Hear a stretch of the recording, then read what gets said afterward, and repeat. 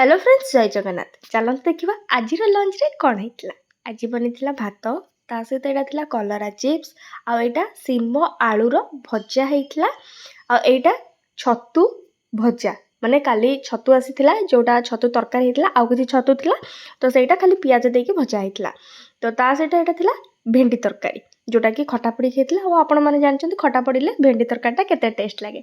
तो आज lunch menu बस एतिकी थिला।